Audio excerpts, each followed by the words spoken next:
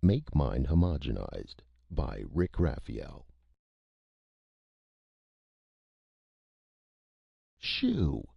Hetty Thompson cried, waving her battered old felt hat at the clucking cluster of hens eddying around her legs as she plowed through the flock towards the chicken house. "Scat! You, Solomon!"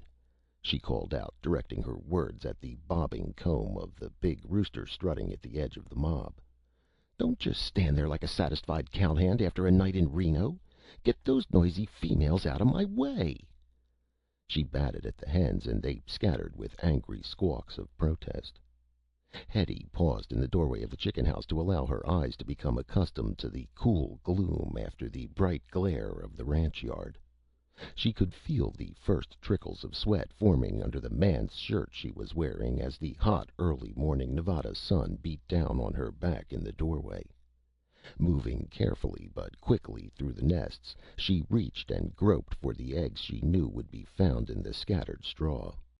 As she placed each find carefully in the bucket she carried, her lips moved in a soundless count. When she had finished, she straightened up and left the chicken house, her face reflecting minor irritation. Again the hens swirled about her, hoping for the handfuls of cracked corn she usually tossed them. On the other side of the yard, Solomon stepped majestically along the edge of the vegetable garden, never crossing the hoed line separating garden from yard. "You'd better stay over there, you no-account Lothario," Hetty growled. "5 eggs short this morning, and all you do is act like you were just the business agent for this bunch of fugitives from a dumpling pot." Solomon cocked his head and stared Hetty down. She paused at the foot of the back porch steps and threw the rooster a final remark. "You don't do any better than this, you're liable to wind up in that pot yourself." Solomon gave a scornful cluck. "Better still, I'll get me a young rooster in here and take over your job." Solomon let out a squawk and took out at a dead run, herding 3 hens before him towards the chicken house. With a satisfied smile of triumph, Hetty climbed the steps and crossed to the kitchen door.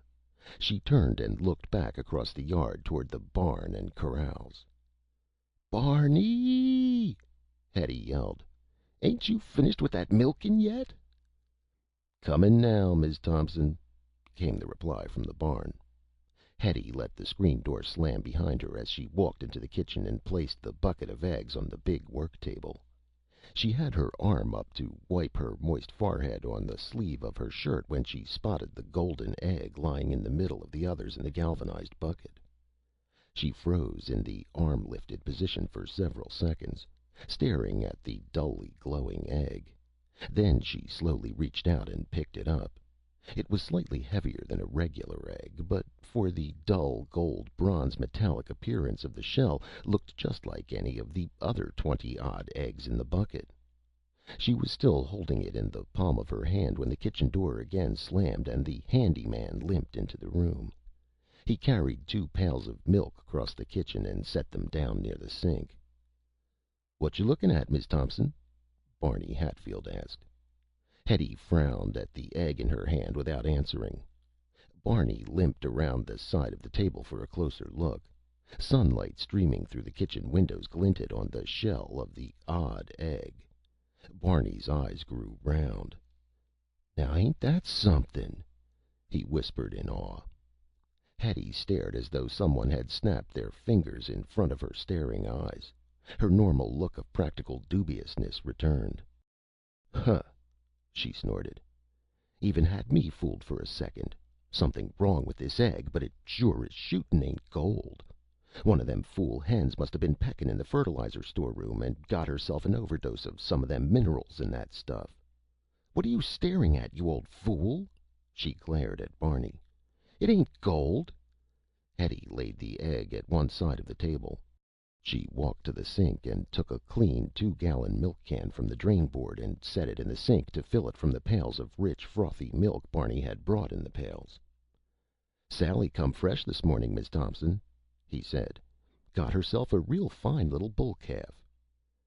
Hetty looked at the 2 pails of milk. "Well, where's the rest of the milk, then?" "That's Queenie's milk," Barney said. Sally's is still out on the porch. Well, bring it in before the sun clabbers it. Can't, Barney said. Hetty swung around and glared at him. What do you mean you can't? You suddenly come down with the glanders? No'm. It's just that Sally's milk ain't no good, he replied. A frown spread over Hetty's face as she hoisted one of the milk pails and began pouring it into the can in the sink. What's wrong with it, Barney? Sally seem sick or something? She asked. Barney scratched his head. I don't rightly know, Miss Thompson. That milk looks all right, or at least almost all right. It's kinda thin and don't have no foam like you'd expect milk to have, but mostly it sure don't smell right, and it danged well don't taste right. Phooey. He made a face at the memory of the taste. I stuck my finger in it when it looked kinda queer and took a taste. It sure tasted lousy. You probably been carrying that mangy old horse of yours before you went to milkin', Hetty snorted, and tasted his cancerous old hide on your fingers. I've told you for the last time to wash your hands before you go to milking them cows. I didn't pay no $1,800 for that prize registered Guernsey just to have you give her bag fever with your dirty hands. That ain't so, Miss Thompson, Barney cried indignantly. I did too wash my hands. Good, too. I wasn't near my horse this morning. That milk just weren't no good.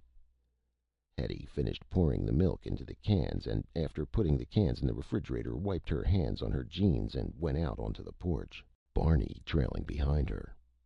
She bent over and sniffed at the two milk pails setting beside the door. Whew! She exclaimed. It sure does smell funny. Hand me that dipper, Barney. Barney reached for a dipper hanging on a nail beside the kitchen door. Hetty dipped out a small quantity of the milk, sipped, straightened up with a jerk, and spewed the milk out into the yard. Yuck! She spluttered. That tastes worse'n diesel oil. She stirred distastefully at the swirling, flat-looking liquid in the pails, and then turned back to the kitchen. I never saw the like of it, she exclaimed. Chickens come out with some kind of sorry-looking egg, and now in the same morning an $1,800 registered fresh Guernsey gives out hogwash instead of milk. She stared thoughtfully across the yard at the distant mountains, now shimmering in the hot mid-morning sun. Guess we could swill the hogs with that milk rather'n throw it out, Barney. I never seen anything them Durocs wouldn't eat. When you get ready to put the other swill in the cooker, toss that milk in with it and cook it up for the hogs. Hetty went back into her kitchen, and Barney turned and limped across the yard to the tractor shed. He pulled the brim of his sweat-stained Stetson over his eyes and squinted south over the heat-dancing sage and sparse grasslands of Circle T Range. Dust devils were pirouetting in the hazy distance towards the mountains, forming a corridor leading to the ranch. A dirt road led out of the yard and crossed an oiled county road about 5 miles south of the ranch. The county road was now the only link the Circle T had to the cattle shipping pens at Carson City. The dirt road arrowed south across the range, but 15 miles from the ranch, a 6-strand new barbed wire fence cut the road. A white metal sign with raised letters proclaimed, Road closed. U.S. Government Military Reservation. Restricted area. Danger. Pedigree. Keep out. The taut bands of wire stretched east and west of the road for more than 20 miles in each direction, with duplicates of the metal sign hung on the fence every 500 yards. Then the wires turned south for nearly 100 miles, etching in skin-blistering, sun-heated strands the outlines of the Nevada atomic testing grounds at Frenchman's Flat. When the wire first went up, Hetty and her ranching neighbors had screamed to high heaven and high congressmen about the loss of the road and range. The fence stayed up. Now they had gotten used to the idea, and had even grown blasé about the frequent nuclear blasts that rattled the desert floor 60 miles from ground zero. Barney built a fire under the big smoke-blackened cauldron Hetty used for cooking the hog swill. Dale Hamilton, the county agent, had given Hetty a long talk of the dangers of feeding the pigs raw, uncooked, and possibly contaminated garbage. When Hamilton got graphic about what happened to people who ate pork from such hogs, Hetty turned politely green and had Barney set up the cooking cauldron. After dumping the kitchen slops into the pot, Barney hiked back across the yard to get the 2 pails of bad milk. Hetty was sitting at the kitchen table, putting the eggs into plastic refrigerator dishes, when the hog slop exploded in a whooshing roar, followed a split second later by an even louder blast that rocked the ranch buildings. The eggs flew across the room as the lid of the slop cauldron came whistling through the kitchen window in a blizzard of flying glass and buried itself edgewise in the wall over the stove. Hetty slammed backwards, head first, into a heap of shattered eggs. A torrent of broken plaster and crockery fragments rained on her stunned figure. Through dazed eyes, she saw a column of purple reddish fire rising from the yard. A woman who has been thrown 23 times from a pitching bronco and kicked 5 times in the process doesn't stay dazed long. Pawing dripping egg yolks and plaster from her face, Hetty Thompson struggled to her feet and staggered to the kitchen door. "Barney!" she bawled. "You all right?" The column of weird-colored flame had quickly died, and only a few flickering pieces of wood from the cauldron fire burned in scattered spots about the yard. Of the cauldron, there wasn't a sign. "Barney!" she cried anxiously. "Where are you?" "Here I am, Miss Thompson." Barney's blackened face peered around the corner of the tractor shed. "You okay, Miss Thompson?" "What in thunderation happened?" Hetty called out. "You try to build a fire with dynamite for kindling?" Shaken but otherwise unharmed, Barney painfully limped over to the ranch house porch. "Don't ask me what happened, ma'am," he said. "I just poured that milk into the slop pot and then put the lid back on and walked off. I heard this big whoosh and turned around in time to see the lid fly off and the kettle begin to tip into the fire, and then there was one hell of a blast. It knocked me clean under the tractor shed." He fumbled in his pocket for a cigarette and shakily lighted it. Hetty peered out over the yard and then, looking up, gasped. Perched like a rakish derby hat on the arm of the towering pump windmill was the slop cauldron. "Well, I'll be," Hetty Thompson said. "You sure you didn't pour gas on that fire to make it burn faster, Barney Hatfield?" she barked at the handyman. "No, siree!" Barney declaimed loudly. "There weren't no gas anywhere near that fire. Only thing I poured out was that there bad milk." He paused and scratched his head. "Reckon that funny milk could 'a' done that, Miss Thompson? There ain't no gas made what'll blow up nor burn so funny as that did." Hetty snorted. "Who ever heard of milk blowing up, you old idiot?" A look of doubt spread. "You put all that milk in there?" "No'm. Just the one bucket." Barney pointed to the other pail beside the kitchen door, now half empty and standing in a pool of liquid, sloshed out by the blast wave. Hetty studied the milk pail for a minute, and then resolutely picked it up and walked out into the yard. "Only one way to find out," she said. "Get me a tin can, Barney." She poured about 2 tablespoons of the milk into the bottom of the can while Barney collected a small pile of kindling. Removing the milk pail to a safe distance, Hetty lighted the little pile of kindling, set the tin can atop the burning wood, and scooted several yards away to join Barney, who had been watching from afar. In less than a minute, a booming whoosh sent a miniature column of purple gaseous flame spouting from the can. "Well, what do you know about that?" Hetty exclaimed wonderingly. The can had flown off the fire a few feet, but didn't explode. Hetty went back to the milk pail and, collecting less than a teaspoonful in the water dipper, walked to the fire, standing as far back as she could and still reach over the flames. She carefully sprinkled a few drops of the liquid directly into the fire and then jumped back. Miniature balls of purple flame erupted from the fire before she could move. Pieces of flaming kindling flew in all directions, and one slammed Barney across the back of the neck and sent a shower of sparks down his back. The handyman let out a yowl of pain and leaped for the watering trough beside the corral, smoke trailing behind him. Hetty thoughtfully surveyed the scene of her experiment from beneath raised eyebrows.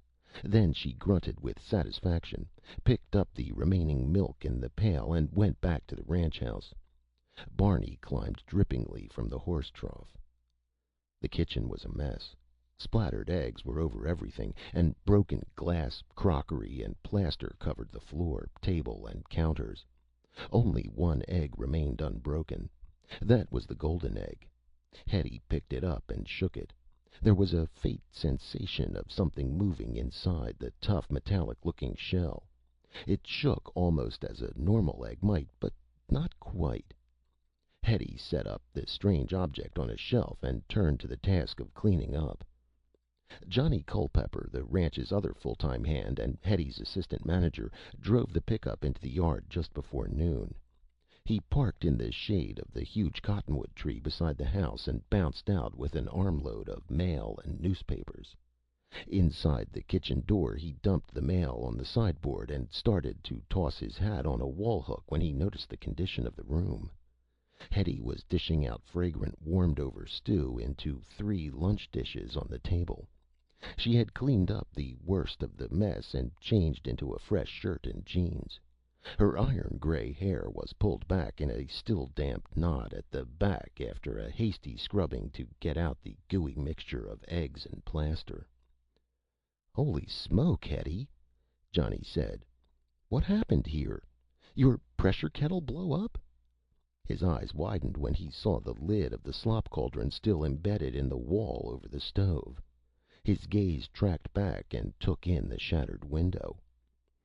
"Had an accident," Hetty said matter-of-factly, putting the last dishes on the table. "Tell you about it when we eat. Now you go wash up and call Barney. I want you to put some new glass in that window this afternoon and get that danged lid out of the wall." Curious and puzzled, Johnny washed at the kitchen sink and then walked to the door to shout for Barney. On the other side of the yard, Barney released the pump windmill clutch.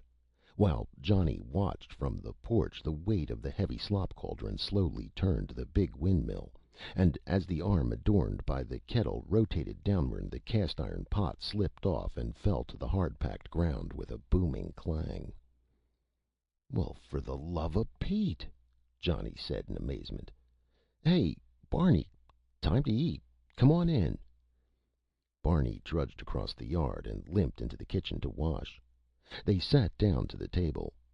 "Now, just what have you two been up to?" Johnny demanded as they attacked the food-laden dishes. Between mouthfuls, the 2 older people gave him a rundown on the morning's mishaps. The more Johnny heard, the wilder it sounded. Johnny had been part of the Circle T since he was 10 years old. That was the year Hetty jerked him out of the hands of a Carson City policeman who had been in the process of hauling the ragged and dirty youngster to the station house for swiping a box of cookies from a grocery store. Johnny's mother was dead, and his father, once the town's best mechanic, had turned into the town's best drunk. During the times his father slept one off, either in the shack the man and boy occupied at the edge of town, or in the local lockup, Johnny ran wild. Hetty took the boy to the ranch for 2 reasons. Mainly it was the empty ache in her heart since the death of Big Jim Thompson a year earlier, following a ranch tractor accident that had crushed his chest. The other was her well-hidden disappointment that she had been childless. Hetty's bluff, weathered features would never admit to loneliness or heartache. Beneath the surface, all the warmth and love she had went out to the scarred but belligerent youngster. But she never let much affection show through until Johnny had become part of her life. Johnny's father died the following winter after pneumonia brought on by a night of lying drunk in the cold shack during a blizzard. It was accepted without legal formality around the county that Johnny automatically became Hetty's boy. She cuffed and comforted him into a gawky, happy adolescence, pushed him through high school, and then, at 18, sent him off to the University of California at Davis to learn what the pundits of the United States Department of Agriculture had to say about animal husbandry and ranch management. When Hetty and Barney had finished their recitation, Johnny wore a look of frank disbelief. If I didn't know you two better, I'd say you both been belting the bourbon bottle while I was gone. But this I've got to see."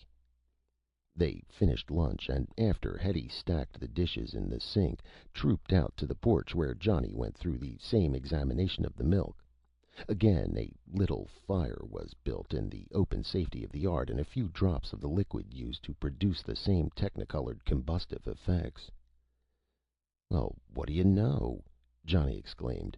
"A 400 octane Guernsey cow!" Johnny kicked out the fire and carried the milk pail to the tractor shed. He parked the milk on a workbench and gathered up an armful of tools to repair to the blast-torn kitchen. He started to leave, but when the milk bucket caught his eye, he unloaded the tools and fished around under the workbench for an empty 5-gallon gasoline can. He poured the remaining milk into the closed gasoline can and replaced the cap. Then he took his tools and a pane of glass from an overhead rack and headed for the house. Hetty came into the kitchen as he was prying at the cauldron lid in the wall. "You're going to make a worse mess before you're through," she said. "So I'll just let you finish and then clean up the whole mess afterwards. I got other things to do anyway." She jammed a man's old felt hat on her head and left the house. Barney was unloading the last of the supplies Johnny had brought from Carson in the truck. Hetty shielded her eyes against the metallic glare of the afternoon sun. "Getting pretty dry, Barney. Throw some salt blocks in the pickup and I'll run them down to the south pasture and see if the pumps need to be turned on. And you might get that wind pump going in case we get a little breeze later this afternoon. But in any case, better run the yard pump for an hour or so and get some water up into the tank. I'll be back as soon as I take a ride through the pasture. I want to see how that Angus yearling is coming that I picked out for house beef." A few minutes later, Hetty and the pickup disappeared behind a hot swirl of yellow dust. Barney ambled to the cool pump house beneath the towering windmill. An electric motor, powered either from the REA line or from direct current stored in a bank of wet cell batteries, bulked large in the small shed. To the left, a small gasoline-driven generator supplied standby power if no wind was blowing to turn the arm-driven generator or if the lines happened to be down, as was often the case in winter. Barney threw the switch to start the pump motor. Nothing happened. He reached for the light switch to test the single bulb hanging from a cord to the ceiling. Same nothing. Muttering darkly to himself, he changed the pump engine leads to DC current and closed the switch to the battery bank. The engine squeaked and whined slowly, but when Barney threw in the clutch to drive the pump, it stopped and just hummed faintly. Then he opened the AC fuse box. Johnny had freed the cauldron lid and was knocking out bits of broken glass from the kitchen window frame before putting in the new glass when Barney limped into the room. "That pot busted the pump house 'lectric line, Johnny, when it went sailing," he said. "Miss Thompson wants to pump up some water, and on top of that the batteries are down. You got time to fix the line?" Johnny paused and surveyed the kitchen. "I'm going to be working here for another hour anyway, so Hetty can clean up when she gets back. Why don't you fire up the gasoline kicker for now, and I'll fix the line when I get through here," he said. "Okay." Barney nodded and turned to leave. "Oh, forgot to ask you. Ms. Thompson tell you about the egg?" "What egg?" Johnny asked. "The gold one." Johnny grinned. "Sure, and I saw the goose when I came in, and you're Jack, and the windmill is your beanstalk. Go climb it, Barney, and cut out the fairy tales." "Nah, Johnny," Barney protested. "I ain't kiddin'. Ms. Thompson got a gold egg from the hens this morning. At least, it looks kinda like gold, but she says it ain't. See? Here it is." He reached into the cupboard where Hetty had placed the odd egg. He walked over and handed it to Johnny, who was sitting on the sink drain counter to work on the shattered window. The younger man turned the egg over in his hand. "It sure feels funny. Wonder what the inside looks like." He banged the egg gently against the edge of the drain board. When it didn't crack, he slammed it harder, but then realizing that if it did break suddenly it would squish onto the floor, he put the egg on the counter and tapped it with his hammer. The shell split and a clear liquid poured out onto the drain board, thin and clear, not glutinous like a normal egg white. A small reddish ball, obviously the yolk, rolled across the board, fell into the sink, and broke into powdery fragments. A faint ether-like odor arose from the mess. "I guess Miss Thompson was right," Barney said. "She said that a hen must have been peckin' in the fertilizer chemicals. Never seen no egg like that before." "Yeah," Johnny said puzzledly. "Well, so much for that." He tossed the golden shell to one side and turned back to his glasswork. Barney left for the pump house. Inside the pump house, Barney opened the gasoline engine tank and poked a stick down to test the fuel level. The stick came out almost dry. With another string of mutterings, he limped across the yard to the tractor shed for a gas can. Back in the pump house, he poured the engine tank full, set the gas can aside, and then, after priming the carburetor, yanked on the starter pull rope. The engine caught with a sputtering roar and began racing madly. Barney lunged for the throttle and cut it back to idle, but even then the engine was running at near full speed. Then Barney noticed the white fluid running down the side of the engine tank and dripping from the spout of the gasoline can. He grinned broadly, cut in the pump clutch, and hurriedly limped across the yard to the kitchen. "Hey, Johnny," he called. "Did you put that milk of Sally's into a gas can?" Johnny leaned through the open kitchen window. "Yeah. Why?" "Well, I just filled the kicker with it by accident, and man, you ought to hear that engine run!" Barney exclaimed. "Come see." Johnny swung his legs through the window and dropped lightly to the yard. The two men were halfway across the yard from the pump house when a loud explosion ripped the building. Parts of the pump engine flew through the thin walls like shrapnel.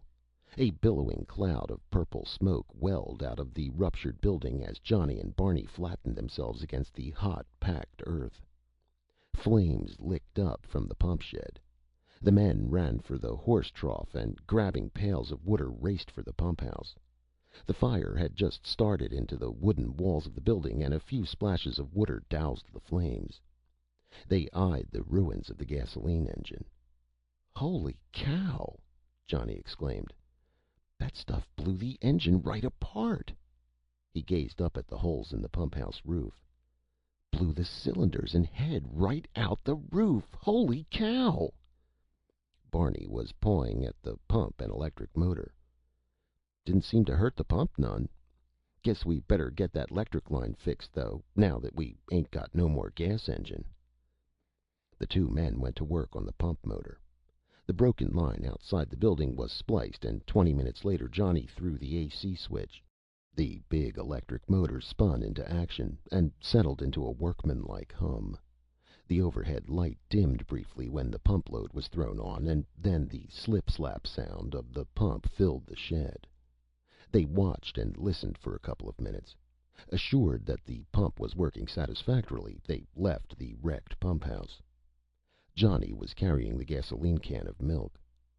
"Good thing you set this off to one side where it didn't get hit and go off," he said. "The way this stuff reacts, we'd be without a pump, engine, or windmill if it had." "Barney, be a good guy and finish putting in that glass for me, will you? I've got the frame all ready to putty. I've got me some fiddling and figuring to do." Johnny angled off to the tractor and tool shed and disappeared inside. Barney limped into the kitchen and went to work on the window glass. From the tractor shed came the sounds of an engine spluttering, racing, backfiring, and then just idling. When Hetty drove back into the ranch yard an hour or so later, Johnny was rodeoing the farm tractor around the yard like a teenager, his face split in a wide grin. She parked the truck under the tree as Johnny drove the tractor alongside and gunned the engine, still grinning. "What in tarnation is this all about?" Hetty asked as she climbed down from the pickup. "Know what this tractor's running on?" Johnny shouted over the noise of the engine. "Of course I do, you young idiot!" she exclaimed. "It's gasoline." "Wrong!" Johnny yelled triumphantly. "It's running on Sally's milk." The next morning Johnny had mixed up 200 gallons of Sally's fuel and had the pickup, tractor, cattle truck, and his 1958 Ford and Hetty's '59 Chevrolet station wagon all purring on the mixture. Mixing it was a simple process after he experimented and found the right proportions. 1 quart of pure Sally's milk to 100 gallons of water. He had used the 2 remaining quarts in the gasoline can to make the mixture, but by morning Sally had graced the ranch with 5 more gallons of the pure concentrate. Johnny carefully stored the concentrated milk in a scoured 55-gallon gasoline drum in the tool shed. "We've hit a gold mine," he told Hetty exultantly. "We're never going to have to buy gasoline again. On top of that, at the rate Sally's turning this stuff out, we can start selling it in a couple of weeks and make a fortune." That same morning, Hetty collected 3 more of the golden eggs. "Set 'em on the shelf," Johnny said, "and when we go into town next time, I'll have Dale look at them and maybe tell us what those hens have been into. I'll probably go into town again Saturday for the mail." But when Saturday came, Johnny was hobbling around the ranch on a wrenched ankle, suffered when his horse stumbled in a gopher hole and tossed him. "You stay off that leg," Hetty ordered. "I'll go into town for the mail. Them girls can just struggle along without your romancing this week." Johnny made a wry face, but obeyed orders. "Barney!" Hetty bawled. "Bring me a quarter of beef out of the cooler." Barney stuck his head out of the barn and nodded. "I've been promising some good beef to Judge Hatcher for a month of Sundays now," Hetty said to Johnny. "If you're going to stop by the courthouse, how about taking those crazy eggs of yours into the county agent's office and leave them there for analysis?" Johnny suggested. He hobbled into the kitchen to get the golden eggs. Barney arrived with the chilled quarter of beef wrapped in burlap. He tossed it in the bed of the pickup and threw more sacks over it to keep it cool under the broiling mid-morning sun. Johnny came out with the eggs in a light cardboard box stuffed with crumpled newspapers. He wedged the box against the side of beef in the forward corner of the truck bed. "One more thing, Hetty," he said. "I've got a half a drum of drain oil in the tractor shed that I've been meaning to trade in for some gearbox lube that Willie Simmons said he'd let me have. Can you drop it off at his station and pick up the grease?" "Throw it on," Hetty said, "while I go change into some town clothes." Johnny started to hobble down the porch steps when Barney stopped him. "I'll get it, boy. You stay off that ankle." Barney climbed into the pickup and drove it around to the tractor shed. He spotted 2 oil drums in the gloomy shed. He tilted the nearest one and felt liquid slosh near the halfway mark, then rolled it out the door. Barney heaved it into the truck bed, stood it on end against the cab, and drove the pickup back to the ranch house door as Hetty came out wearing clean jeans and a bright flowered blouse. Her gray hair was tucked in a neat bun beneath a blocked Stetson hat. She climbed into the truck, waved to the 2 men, and drove out the yard. As she bumped over the cattle guard at the gate, the wooden plug that Johnny had jury-rigged to cork the gasoline drum with its 20-gallon load of pure Sally's milk bounced out. A small geyser of white fluid shot out of the drum as she hit another bump, and then the pickup went jolting down the ranch road. Little splashes of Sally's milk sloshing out with each bump and forming a pool on the bottom of the truck. When Hetty cowboyed onto the county road, the drum tipped dangerously and then bounced back onto its base. This time a fountain of milk geysered out and splashed heavily into the box of golden eggs. Hetty drove on. But not for long. With a ranchwoman's disregard for watching the road, Hetty constantly scanned the nearby rangelands where small bands of her cherished black Angus grazed. She prided herself on the fact that despite her 60 years, her eyes were still sharp enough to spot a worm-ridden cow at 1,000 yards.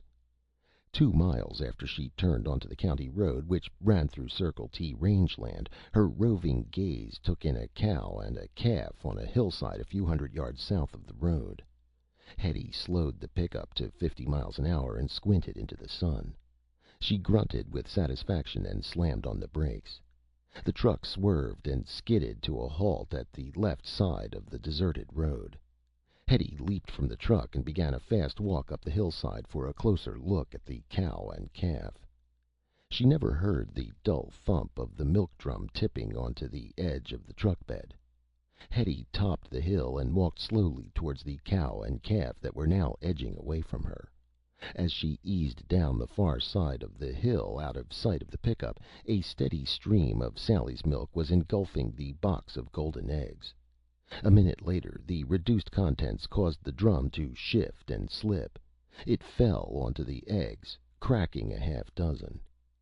The earth split open, and the world around Hetty erupted in a roaring inferno of purple red fire and ear-shattering sound. The rolling concussion swept Hetty from her feet and tumbled her into a dry-wash gully at the base of the hill. The gully saved her life as the sky-splitting shock wave rolled over her. Stunned and deafened, she flattened herself under a slight overhang. The rolling blast rocked ranches and towns for more than 100 miles, and the ground wave triggered the seismographs at the University of California, nearly 200 miles away, and at UCLA, 400 miles distant. Tracking and testing instruments went wild along the entire length of the AEC atomic test grounds, a mere 60 miles south of the smoking, gaping hole that marked the end of the Circle T pickup truck. In a direct line, the ranch house was about 8 miles from the explosion. Johnny was lounging in Hetty's favorite rocking chair on the wide back veranda, lighting a cigarette, and Barney was perched on the porch railing when the sky was blotted out by the dazzling violet light of the blast. They were blinking in frozen amazement when the shock wave smashed into the ranch, flattening the flimsier buildings and buckling the side and roof of the steel-braced barn. Every window on the place blew out in a storm of deadly glass shards. The rolling ground wave in the wake of the shock blast rocked and bounced the solid timber and adobe main house.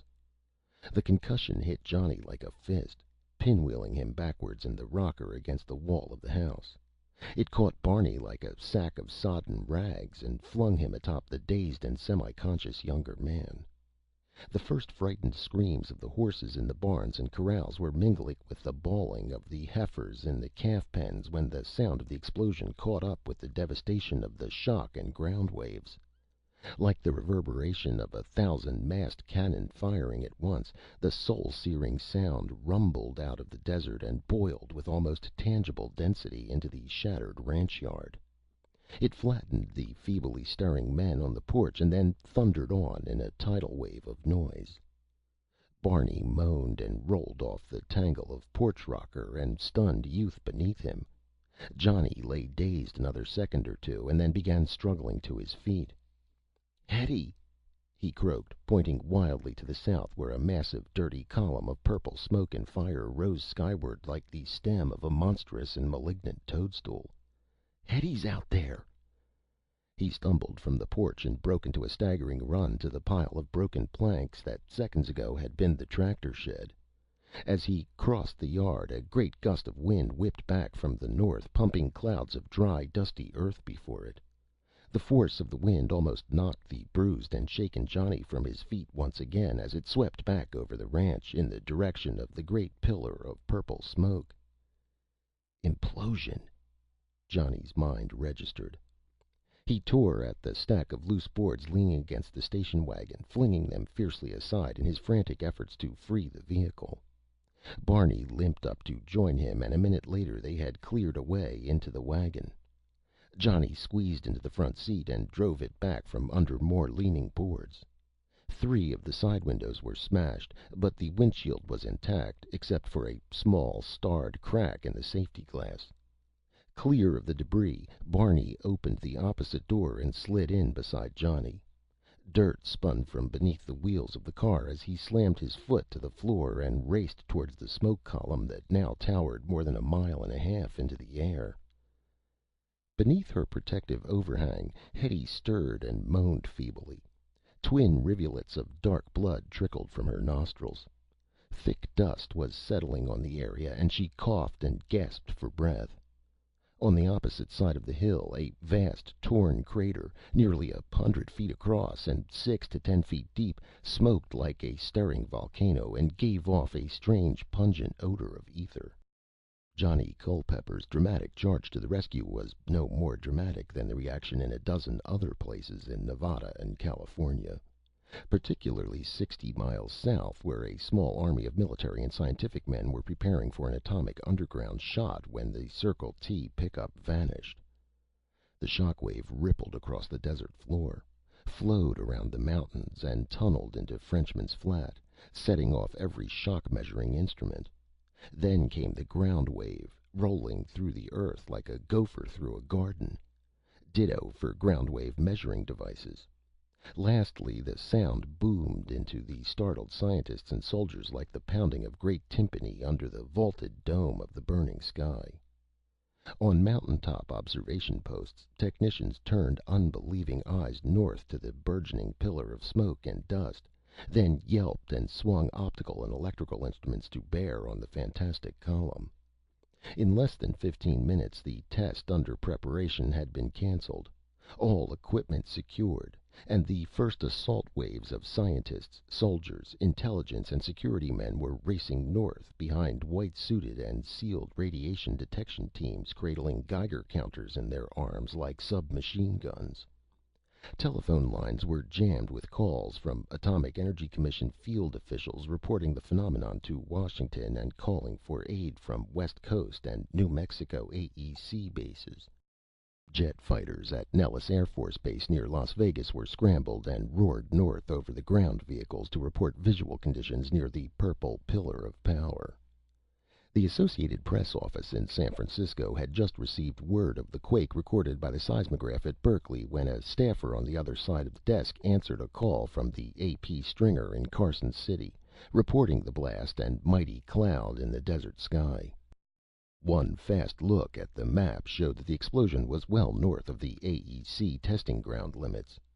The Carson City Stringer was ordered to get out to the scene on the double and hold the fort while reinforcements of staffers and photographers were flown from Frisco. Before any of the official or civil agencies had swung into action, the Circle T station wagon had rocketed off the ranch road and turned onto the oiled country highway, leading both to Carson City and the now expanding but less dense column of smoke. Johnny hunched over the wheel and peered through the thickening pall of smoke and dust, reluctant to ease off his breakneck speed, but knowing that they had to find Hetty, if she were alive. Neither man had said a word since the wagon raced from the ranch yard. There was no valid reason to associate the explosion with Hetty, yet instinctively and naggingly, Johnny knew that somehow Hetty was involved. Barney, still ignorant of his error of the oil drums, just clung to his seat and prayed for the best. The dust was almost too thick to see, forcing Johnny to slow the station wagon as they penetrated deeper into the base of the smoke column.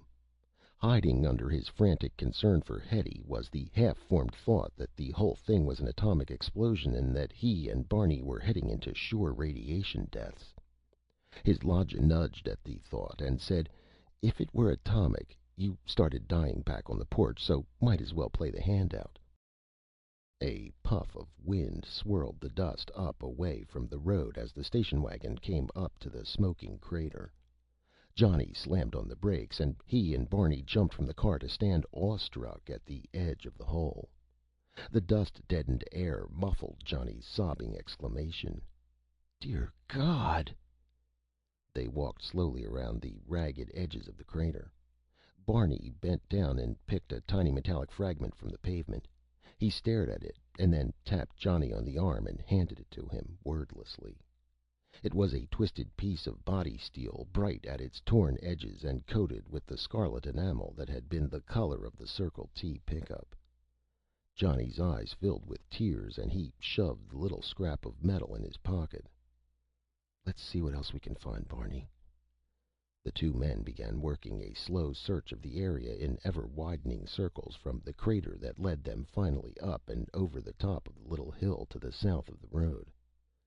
15 minutes later they found Hetty, and 10 minutes after that the wiry, resilient ranchwoman was sitting between them on the seat of the station wagon, explaining how she had happened to be clear of the pickup when the blast occurred. The suspicion that had been growing in Johnny's mind, now brought into the open by his relief at finding Hetty alive and virtually unhurt, boomed into full flower. "Barney," Johnny asked softly, "which oil drum did you put in the back of the pickup?" The facts were falling into place like the pieces of a jigsaw puzzle when the Carson City reporter, leading a caravan of cars and emergency vehicles from town by a good 10 minutes and beating the AEC and military teams by 20 minutes, found the Circle T trio sitting in the station wagon at the lip of the now faintly smoldering crater. A half hour later, the AP man in San Francisco picked up the phone. "I've just come back from that explosion," the Carson City stringer said. The AP man put his hand over the phone and called across the desk. "Get ready for a 95, first lead blast." "Okay," the San Francisco desk man said. "Let's have it." He tucked the phone between chin and shoulder and poised over his typewriter. "Well, there's a crater more than 100 feet across and 10 feet deep," the Carson City stringer dutifully recounted. "The scene is on County Road 38, about 40 miles east of here, and the blast rocked Carson City and caused extensive breakage for miles around." "What caused it?" the AP man asked as he pounded out a lead. "A lady at the scene said her milk and eggs blew up," the Carson City stringer said. 10 miles south, the leading AEC disaster truck stopped behind the 6-strand fence blocking the range road. Two men with wire cutters jumped from the truck and snipped the twanging wires. The metal "Keep Out" sign banged to the ground and was kicked aside. The truck rolled through the gap and the men swung aboard. Behind them was a curtain of dust rising sluggishly in the hot sky, marking the long convoy of other official vehicles pressing hard on the trail of the emergency truck. When the range road cut across the county highway, the driver paused long enough to see that the heaviest smoke concentration from the unknown blast lay to the west. He swung left onto the oiled road and barreled westward. In less than a mile, he spied the flashing red light of a state trooper's car parked in the center of the road. The scene looked like a combination of the San Francisco quake and the Los Angeles County Fair. Dozens of cars, trucks, 2 fire engines, and a good humor man were scattered around the open rangeland on both sides of the vast crater, still smoldering in the road. A film of purple dust covered the immediate area and still hung in the air, coating cars and people. Scores of men, women, and children lined the rim of the crater, gawking into the smoky pit, while other scores roamed aimlessly around the nearby hill and desert. A young sheriff's deputy standing beside the state trooper's car raised his hand to halt the AEC disaster van.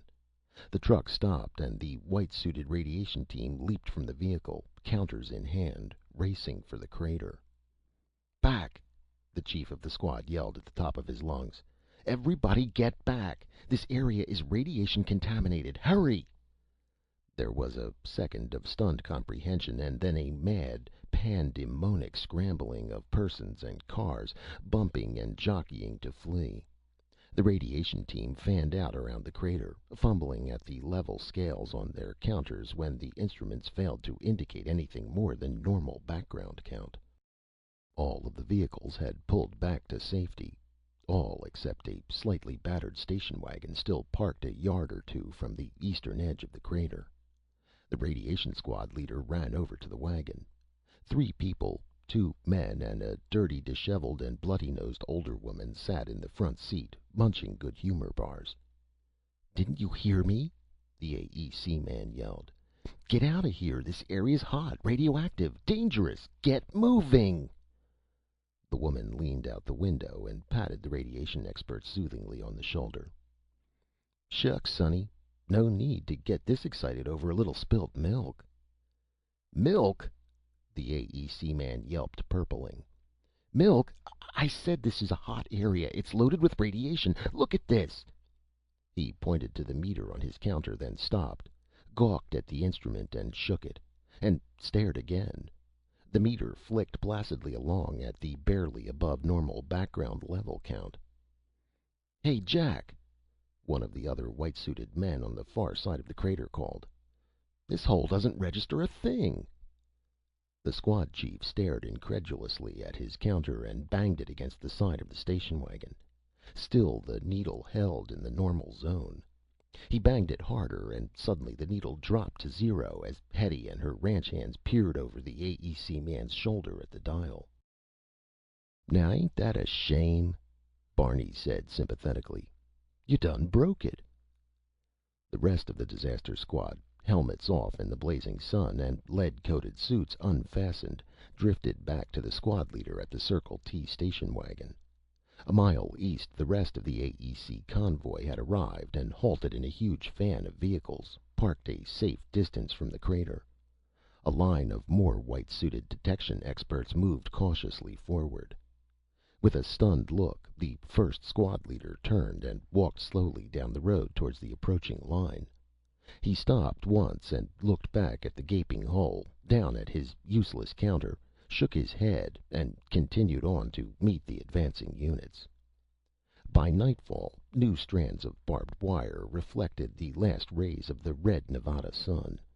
Armed military policemen and AEC security police in powder blue battle jackets patrolled the fences around the county road crater, and around the fence that now enclosed the immediate vicinity of the Circle T ranch buildings. Floodlights bathed the wire and cast an eerie glow over the mass of parked cars and persons jammed outside the fence. A small helicopter sat off to the right of the impromptu parking lot, and an NBC newscaster gave the world a verbal description of the scene while he tried to talk above the snorting of the gas-powered generator that was supplying the Associated Press radio telephone link to San Francisco. Back at AEC, vans and dun-colored military vehicles raced to and from the ranch headquarters, pausing to be cleared by the sentries guarding the main gates. The AP log recorded 118 major daily papers using the AP story that afternoon and the following morning. Carson City, Nevada, May 12th. AP. A kiloton eggnog rocked the scientific world this morning. On a Nevada ranch, 40 miles east of here, 60-year-old Mahatabel Thompson is milking a cow that gives milk more powerful than an atomic bomb. Her chickens are laying the triggering mechanisms. This the world learned today when an earth-shaking explosion rocked. Inside the Circle T ranch house, Hetty, bathed and cleaned and only slightly the worse for her experiences, was hustling about the kitchen throwing together a hasty meal. Johnny and Barney had swept up a huge pile of broken glass, crockery, and dirt, and Hetty had salvaged what dishes remained unshattered by the blast. She weaved through a dozen men grouped around the kitchen table, some in military or security police garb, 3 of them wearing the uniform of the atomic scientist in the field: bright Hawaiian sports shirts, dark glasses, blue denims, and sneakers. Johnny and Barney huddled against the kitchen drain board out of the main stream of traffic. The final editions of the San Francisco Call Bulletin, Oakland Tribune, Los Angeles Herald Express, and the Carson City Appeal were spread out on the table. Hetty pushed them aside to put down dishes. The glaring black headlines stared up at her. "Dairy Detonation Devastates Desert," the alliterative Chronicle banner read. "Bossy's Blast Rocks Bay Area," said the Trib. "Atomic Butter and Egg Blast Jars L.A.," the somewhat inaccurate Herald X proclaimed. "Thompson Ranch Scene of Explosion," the Appeal stated, hewing to solid facts. "Mrs. Thompson," the oldest of the scientists said, "won't you please put down those dishes for a few minutes and give us the straight story? All afternoon long it's been one thing or another with you, and all we've been able to get out of you is this crazy milk-egg routine." "Time enough to talk after we've all had a bite to eat," Hetty said, juggling a platter of steaks and a huge bowl of mashed potatoes to the table. "Now, we've all had a hard day, and we can all stand to get on the outside of some solid food. I ain't had a bite to eat since this morning, and I guess you boys haven't had much either. And since you seem to have made yourselves to home here, then by golly, you're going to sit down and eat with us. Besides," she added over her shoulder as she went back to the stove for vegetables and bread, "me and Johnny have already told you what story there is to tell. That's all there is to it." She put more platters on the now heaping table and then went around the table pouring coffee from the big ranch pot. "All right, you men sit down now and dig in," she ordered. "Mrs. Thompson," an army major with a heavy brush mustache said, "we didn't come here to eat. We came for information." Hetty shoved back a stray wisp of hair and glared at the man. "Now you listen to me, you young whippersnapper. I didn't invite you, but since you're here, you'll do me the goodness of being a mite more polite," she snapped. The major winced and glanced at the senior scientist. The older man raised his eyes expressively and shrugged. He moved to the table and sat down. There was a general scuffling of chairs, and the rest of the group took places around the big table. Johnny and Barney took their usual flanking positions beside Hetty at the head of the board. Hetty took her seat and looked around the table with a pleased smile. "Now, that's more like it." She bowed her head, and after a startled glance, the strangers followed suit. "We thank thee, dear Lord," Hetty said quietly, "for this food which we are about to eat, and for all your help to us this day. It's been a little rough in spots, but I reckon you've got your reasons for all of it, seein' as how tomorrow is your day. Anyway, we ask that it be just a mite quieter. Amen." The satisfying clatter of chinaware and silver and polite muttered requests for more potatoes and gravy filled the kitchen for the next quarter of an hour, as the hungry men went to work on the prime Circle T yearling beef. After his second steak, third helping of potatoes and gravy, and fourth cup of coffee, the senior scientist contentedly shoved back from the table. Hetty was polishing the last dabs of gravy from her plate with a scrap of bread.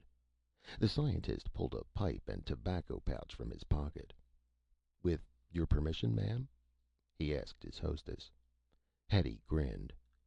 "For heaven's sake, fire it up, sonny. Big Jim, that was my husband, used to say that no meal could be said properly finished unless it had been smoked into position for digestion."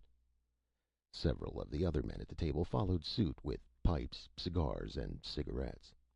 Hetty smiled benignly around the table and turned to the senior scientist. "What did you say your name was, sonny?" she asked. "Dr. Floyd Peterson, Mrs. Thompson," he replied. "And at 46 years of age, I deeply thank you for that sonny." He reached for the stack of newspapers on the floor beside his chair and, pushing back his plate, laid them on the table. "Now, Mrs. Thompson, let's get down to facts." He rapped the headlines with a knuckle. "You have played hell with our schedule, and I've got to have the answers soon before I have the full Atomic Commission and a congressional investigation breathing down my neck. What did you use to make that junior grade earthquake?" "Why, I've already told you more than a dozen times, sonny," Hetty replied. "It must have been the combination of them queer eggs and Sally's milk." The brush-mustached major, sipping his coffee, spluttered and choked. Beside him, the head of the AEC security force at Frenchman's Flat leaned forward. "Mrs. Thompson, I don't know what your motives are, but until I find out, I'm deeply thankful that you gave those newshounds this butter and egg business," he said. "Milk and eggs," Hetty corrected him mildly. "Well, milk and eggs, then. But the time has ended for playing games. We must know what caused that explosion, and you and Mr. Culpepper and Mr. Hatfield," he nodded to Johnny and Barney sitting beside Hetty, "are the only ones who can tell us."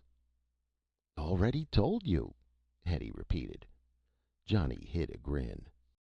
"Look, Mrs. Thompson," Dr. Peterson said loudly and with ill-concealed exasperation, "you created and set off an explosive force that dwarfed every test we've made at Frenchman's Flat in 4 years.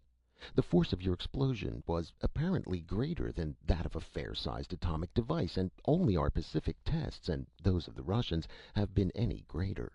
Yet within a half hour or 45 minutes after the blast, there wasn't a trace of radiation at ground level. No aerial radiation. And not one report of upper atmosphere contamination or fallout within 1,000 miles. Mrs. Thompson, I appeal to your patriotism. Your friends, your country, the free people of the world need this invention of yours." Hetty's eyes grew wide, and then her features set in a mold of firm determination. Shoving back her chair and raising to stand stiffly erect and with chin thrust forward, she was every inch the true pioneer woman of the West. "I never thought of that," she said solemnly. "By golly, if my country needs this like that, then by golly, my country's going to have it." The officials leaned forward in anticipation. "You can have Sally's Cloverdale Marathon 3, and I don't want 1 cent for her either. And you can take the hens, too." There was a stunned silence, and then the army major strangled on a mouthful of coffee. The security man turned beet red in the face, and Dr. Peterson's jaw bounced off his breastbone. Johnny, unable to hold back an explosion of laughter, dashed for the back porch and collapsed. The kitchen door slammed, and Dr. Peterson stamped out onto the porch, pipe clamped between clenched teeth, his face black with anger and frustration. He ignored Johnny, who was standing beside the rail, wiping tears from his eyes. Culpepper recovered himself and walked over to the irate physicist. "Dr. Peterson, you're a man of science," Johnny said. "And a scientist is supposed to be willing to accept a fact and then possibly determine the causes behind the fact after he recognizes what he sees. Isn't that so?" "Now look here!" Peterson angrily swung around to face Johnny. "I've taken all I intend to take from you people with your idiotic story. I don't intend to—" Johnny took the older man by the elbow and gently but firmly propelled him from the porch toward the barn. "I don't intend to either insult your intelligence, Dr. Peterson, or attempt to explain what has happened here. But I do intend to show you what we know." Bright floodlights illuminated the yard, and a crew of soldiers were stringing telephone wires from the guarded front gate across the open space to the ranch house. Beyond the new barbed wire fence, there was an excited stir and rush for the wire as a sharp-eyed newsman spotted Johnny and the scientist crossing the yard. The two men ignored the shouted requests for more up-to-the-minute information as they walked into the barn. Johnny switched on the lights. The lowing of the two prize Guernseys in the stalls at the right of the door changed to loud, plaintive bawling as the lights came on. Both cows were obviously in pain from their swollen and unmilked udders. "Seeing is believing, Doc?" Johnny asked, pointing to the cows. "Seeing what?" Peterson snapped. "I knew we were going to have some tall explaining to do when you fellows took over here," Johnny said. "And of course I don't blame you one bit. That was some blast Hetty set off out there." "You don't know," Dr. Peterson murmured fearfully. "You just don't know." "So," Johnny continued, "I deliberately didn't milk these cows, so that you could see for yourself that we aren't lying. Now, mind you, I don't have the foggiest idea why this is happening. But I'm going to show you at least what happened." He picked up a pair of milk buckets from a rack beside the door and walked toward the cow stalls, Peterson trailing. "This," Johnny said, pointing to the larger of the two animals, "is Queenie. Her milk is just about as fine as you can get from a champion milk-producing line. And this," he reached over and patted the flank of the other cow, "is Sally's Cloverdale Marathon 3. She's young, and up to now has given good but not spectacular quantities or qualities of milk. She's from the same blood line as Queenie. Sally had dried up from her first calf, and we bred her again, and on Wednesday she came fresh. Only it isn't milk that she's been giving. Watch." Kicking a milking stool into position, he placed a bucket under Queenie's distended bag and began squirting the rich, foaming milk into the pail with a steady, fast, and even rhythm. When he had finished, he set the two full buckets, with their thick heads of milk foam, outside the stall and brought two more clean, empty buckets. He moved to the side of the impatient Sally. As Peterson watched, Johnny filled the buckets with the same flat, oily-looking white fluid that Sally had been producing since Wednesday. The scientist began to show mild interest. Johnny finished. stripped the cow, and then carried the pails out and set them down beside the first two. "Okay. Now look them over yourself," he told Peterson. The scientist peered into the buckets. Johnny handed him a ladle. "Look, Culpepper," Peterson said. "I'm a physicist, not a farmer or an agricultural expert. How do you expect me to know what milk is supposed to do? Until I was 15 years old, I thought the milk came out of one of those spigots and the cream out of another." "Stir it," Johnny ordered. The scientist took the ladle angrily and poked at the milk in Queenie's buckets. "Taste it," Johnny said. Peterson glared at the younger man and then took a careful sip of the milk. Some of the froth clung to his lips and he licked it off. "Tastes like milk to me," he said. "Smell it," Johnny ordered. Peterson sniffed. "Okay. Now do the same things to the other buckets." Peterson swished the ladle through the buckets containing Sally's milk. The white liquid swirled sluggishly and oil-like. He bent over and smelled and made a grimace. "Go on," Johnny demanded. "Taste it." Peterson took a tiny sip, tasted, and then spat. "All right," he said. "I'm now convinced that there's something different about this milk. I'm not saying anything is wrong with it, because I wouldn't know. All I'm admitting is that it's different. So what?" "Come on." Johnny took the ladle from him. He carried the buckets of Queenie's milk into the cooler room and dumped them in a small pasteurizer. Then, carrying the two pails of Sally's milk, Johnny and the physicist left the barn and went to the shattered remains of the tractor shed. Fumbling under wrecked and overturned tables and workbenches, Johnny found an old and rusted pie tin. Placing the tin in the middle of the open spaces of the yard, he turned to Peterson. "Now, you take that pail of milk and pour a little into the pan. Not much now, just about enough to cover the bottom, or a little more." He again handed the ladle to Peterson. The scientist dipped out a small quantity of the white fluid and carefully poured it into the pie plate. "That's enough," Johnny cautioned. "Now let's set these buckets a good long ways from here." He picked up the buckets and carried them to the back porch. He vanished into the kitchen. By this time, the strange antics of the two men had attracted the attention of the clamoring newsmen outside the fence, and they jammed against the wire, shouting pleas for an interview or information. The network television camera crews trained their own high-powered lights into the yard to add to the brilliance of the military lights and began recording the scene. Dr. Peterson glared angrily at the mob and turned as Johnny rejoined him. "Culpepper, are you trying to make a fool of me?" he hissed. "Got a match?"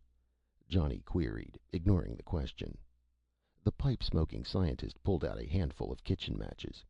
Johnny produced a glass fish-casting rod with a small wad of cloth tied to the weighted hook.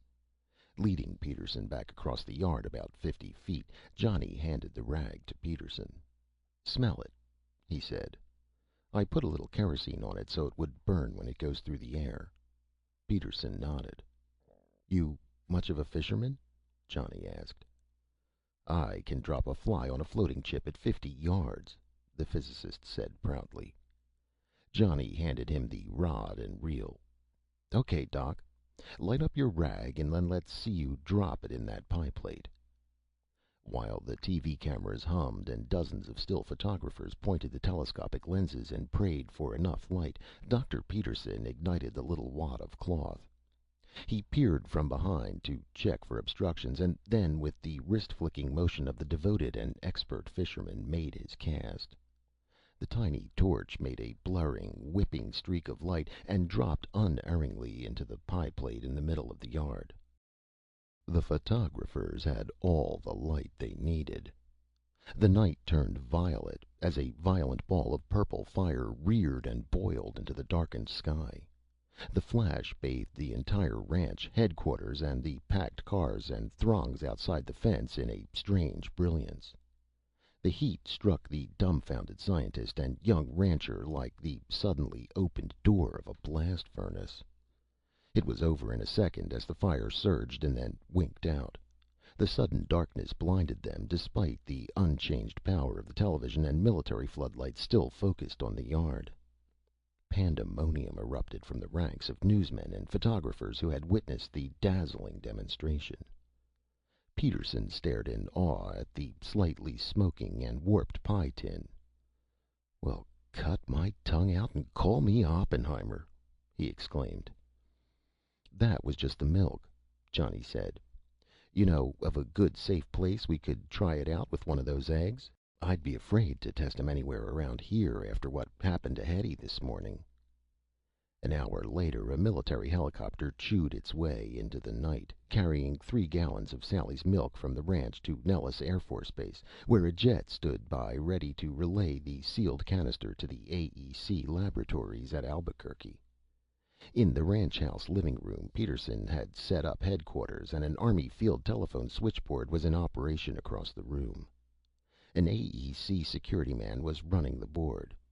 Hetty had decided that 1 earthquake a day was enough and had gone to bed. Barney, bewildered but happily pleased at so much company, sat on the edge of a chair and avidly watched and listened, not understanding a thing he saw or heard.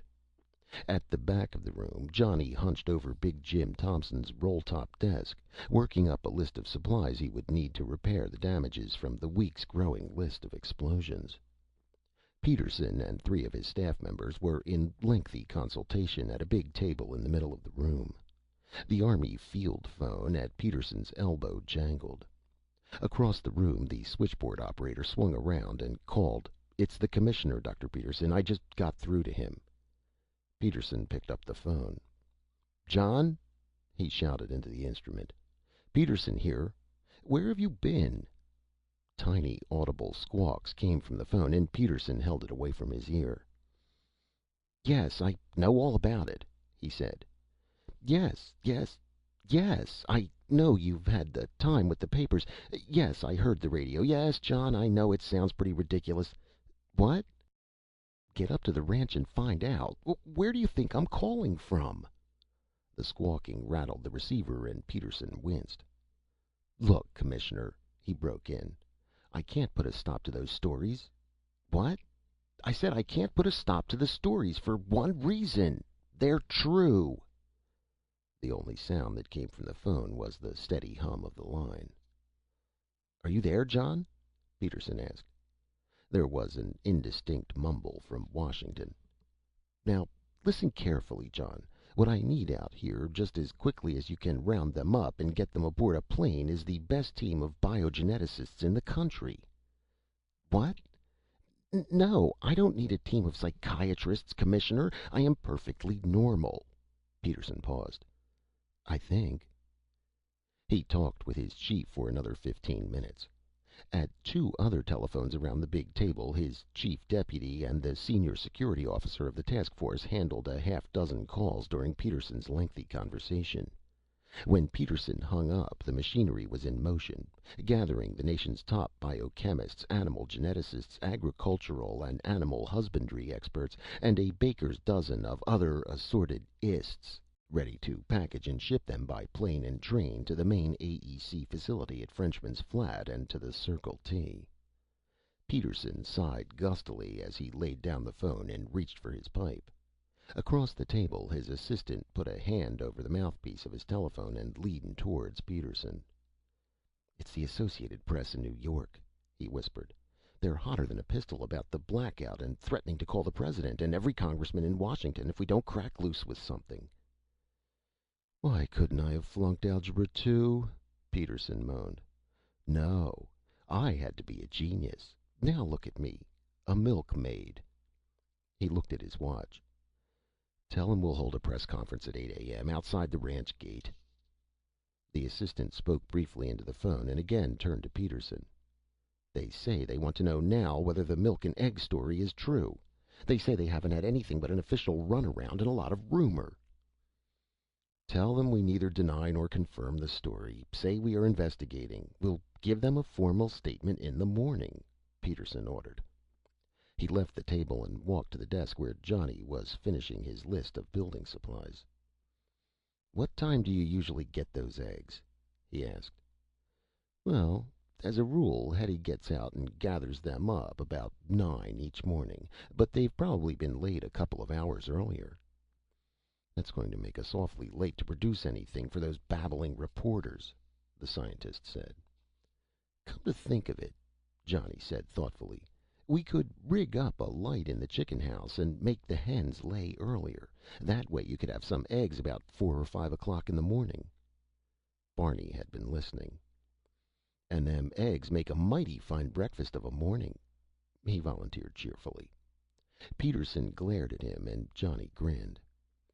"I think the doctor wants the golden kind," he said with a smile. "Oh, them," Barney said with a snort of disgust. "They wouldn't make an omelet fit for a hog. You don't want to fuss with them, Doc." Under Johnny's direction, a crew of technicians ran a power line into the slightly wrecked chicken house. There were loud squawks of indignation from the sleeping hens as the men threaded their way through the nests. The line was installed and the power applied. A 150-watt bulb illuminated the interior of the chicken house to the discordant clucking and cackling of the puzzled birds. Solomon, the big rooster, was perched on a crossbeam, head tucked under his wing. When the light flooded the shed, he jerked awake and fastened a startling and unblinking stare at the strange sun. He scrambled hastily and guiltily to his feet, throwing out his great chest, crowed a shrieking hymn to Thomas A. Edison. Johnny chuckled as the technicians jumped at the sound. He left the hen house, went back to the house, and to bed. He set his alarm for 4 a.m. and dropped immediately into a deep and exhausted sleep. When he and the sleepy-eyed Peterson went into the chicken house at 4:30, there were 11 of the golden eggs resting on the straw nests. They turned the remainder of the normal eggs over to Hetty, who whipped up a vast and enormous breakfast. While Peterson and Johnny were eating, a writing team of AEC public information men who had arrived during the night were polishing a formal press release to be given to the waiting reporters at gate. The phones had been manned throughout the night. Peterson's bleary-eyed aide came into the kitchen and slumped into a chair at the table. "Get yourself a cup of coffee, boy," Hetty ordered, "while I fix you something to eat. How do you like your eggs?" "Over easy, Mrs. Thompson. And thanks," he said wearily.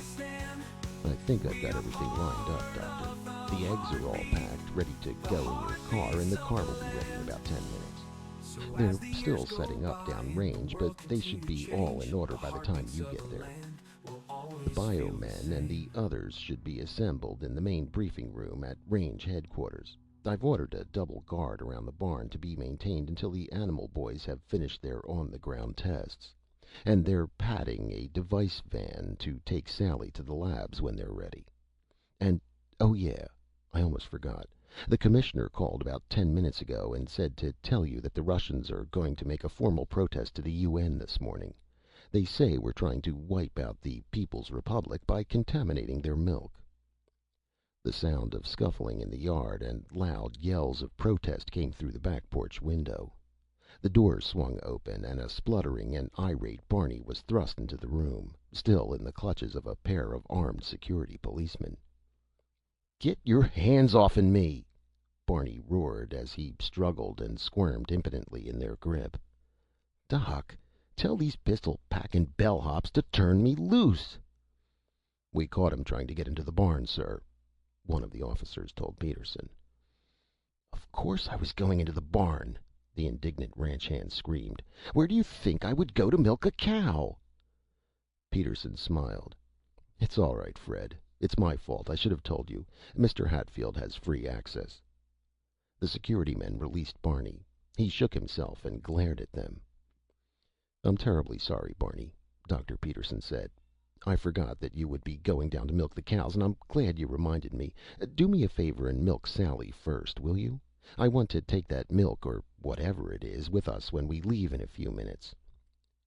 The sun was crawling up the side of the mountains when Johnny and Dr. Peterson swung out of the ranch yard between two armored scout cars for the 60-mile trip down the range road. Dew glistened in the early rays of light, and the clear, cool morning air held little hint of the heat sure to come by mid-morning. There was a rush of photographers toward the gate as the little convoy left the ranch. A battery of cameras grabbed shots of the vehicles heading south. It was the beginning of a day that changed the entire foreign policy of the United States. It was also the day that started a host of the nation's finest nuclear physicists tottering towards psychiatrists' couches. In rapid order, in the next few days, Peterson's crew, reinforced by hundreds of fellow scientists, technicians, and military men, learned what Johnny Culpepper already knew. They learned that 1. Sally's milk diluted by as much as 400 parts of water made a better fuel than gasoline when ignited. They also learned that 2. In reduced degrees of concentration, it became a substitute for any explosive of known chemical composition. 3. Brought in contact with the compound inside one of the golden eggs, it produced an explosive starting at the kiloton level of 1 egg to 2 cups of milk, and went up the scale but leveled off at a peak as the recipe was increased. 4. Could be controlled by mixing jets to produce any desired stream of explosive power. And 5. They didn't have the wildest idea what was causing the reaction. In that same order, it brought 1. Standard oil stock down to the value of wallpaper. 2. Ditto for DuPont. 3. A new purge in the top level of the Supreme Soviet. 4. Delight to rocketeers at Holloman Air Force Research Center, Cape Canaveral, and Vandenberg Air Force Base. And 5. Agonizing fits of hair-tearing to every chemist, biologist, and physicist who had a part in the futile attempts to analyze the 2 ingredients of what the press had labeled Thompson's eggnog. While white-coated veterinarians, agricultural experts, and chemists prodded and poked Sally's Cloverdale Marathon 3, others were giving a similar going-over to Hetty's chicken flock. Solomon's outraged screams of anger echoed across the desert as they subjected him to foul indignities never before endured by a rooster. Weeks passed, and with each one new experiments disclosed the uses for the amazing eggnog. While Sally placidly chewed her cuds and continued to give a steady 5 gallons of concentrated fury at each milking, Solomon's harem dutifully deposited from 5 to a dozen golden spheres of packaged power every day. At the same time, rocket research engineers completed their tests on the use of the eggnog.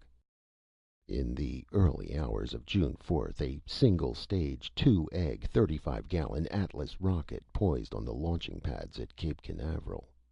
From the loudspeaker atop the massive blockhouse came the countdown. X minus 20 seconds. X minus 10 seconds. 9, 8, 7, 6, 5, 4, 3, 2, fire! The control officer stabbed the firing button, and deep within the Atlas a relay clicked, activating a solenoid that pushed open a valve.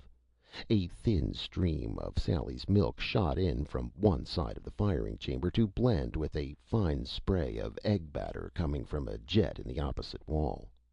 Spewing a solid tail of purple fire, the Atlas leaped like a wasp-stung heifer from the launching pads and thundered into space. The fuel orifices continued to expand to maximum preset opening. In 10 seconds, the nose cone turned from cherry red to white heat and began sloughing its outer ceramic coating. At slightly more than 43,000 miles an hour, the great missile cleaved out of the atmosphere into the void of space, leaving a shock wave that cracked houses and shattered glass for 50 miles from launching point. A week later, America's newest rocket vessel, weighing more than 30 tons and christened the Eggnog, was launched from the opposite coast at Vandenberg. Hastily modified to take the new fuel, the weight and space originally designed for the common garden variety of rocket fuel was filled with automatic camera and television equipment. In its stern stood a 6-egg, 100-gallon engine, while in the nose was a small 1-egg, 14-quart braking engine to slow it down for the return trip through the atmosphere. Its destination, Mars. A week later, the Eggnog braked down through the troposphere. skidded to a piddling 2,000 miles an hour through the stratosphere, automatically sprouted gliding wing stubs in the atmosphere, and planed down to a spraying halt in the Pacific Ocean 50 miles west of Ensenada in Baja California. Aboard were man's first views of the red planet. The world went mad with jubilation. From the capitals of the free nations, congratulations poured into Washington.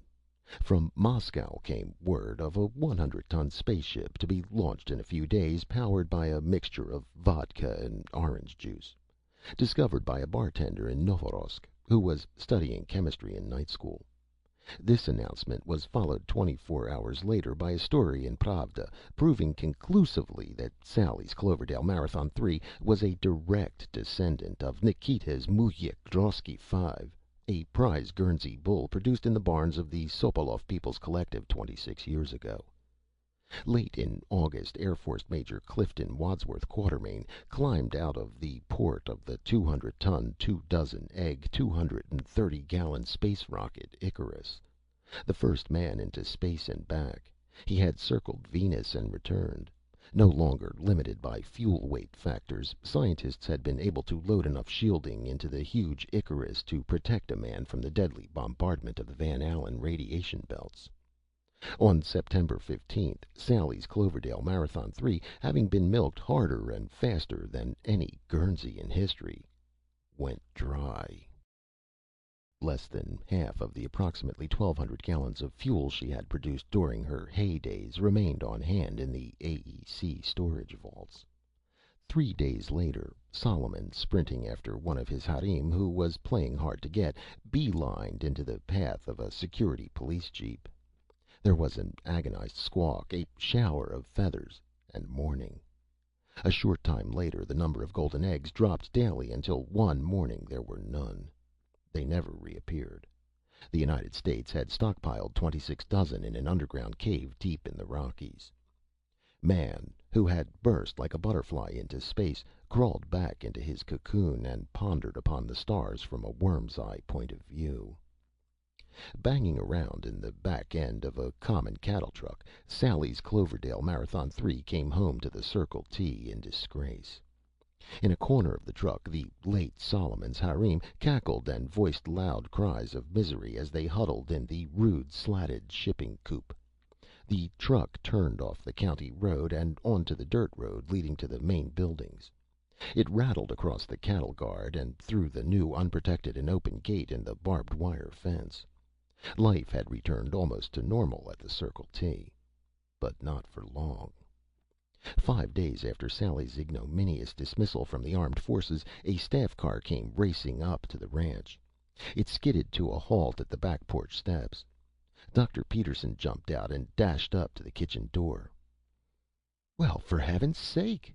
Hetty cried. "Come on in, sonny. I ain't seen you for the longest spell." Peterson entered and looked around. "Where's Johnny, Mrs. Thompson?" he asked excitedly. "I've got some wonderful news." "Now ain't that nice!" Hetty exclaimed. "Your wife have a new baby or something? Johnny's down at the barn. I'll call him for you." She moved toward the door. "Never mind," Peterson said, darting out the door. "I'll go down to the barn." He jumped from the porch and ran across the yard. He found Johnny in the barn, rigging a new block and tackle for the hayloft. Barney was helping thread the new manila line from a coil on the straw-littered floor. "Johnny, we found it!" Peterson shouted jubilantly as he burst into the barn. "Why, Doc, good to see you again," Johnny said. "Found what?" "The secret of Sally's milk!" Peterson cried. He looked wildly around the barn. "Where is she?" "Who?" "Sally, of course!" the scientist yelped. "Oh, she's down in the lower pasture with Queenie," Johnny replied. "She's all right, isn't she?" Peterson asked anxiously. "Oh, sure. She's fine, Doc. Why?" "Listen," Peterson said hurriedly. "Our people think they've stumbled onto something. Now, we still don't know what's in those eggs or in Sally's milk that make them react as they do. All we've been able to find is some strange isotope, but we don't know how to reproduce it or synthesize it. But we do think we know what made Sally give that milk and made those hens start laying the gold eggs." Johnny and Barney laid down their work and motioned the excited scientist to join them on a bench against the horse stalls. "Do you remember the day Sally came fresh?" Peterson continued. "Not exactly," Johnny replied, "but I could look it up in my journal. I keep a good record of things like new registered stock births." "Never mind," Peterson said. "I've already checked. It was May 9th." He paused and smiled triumphantly. "I guess that's right if you say so," Johnny said.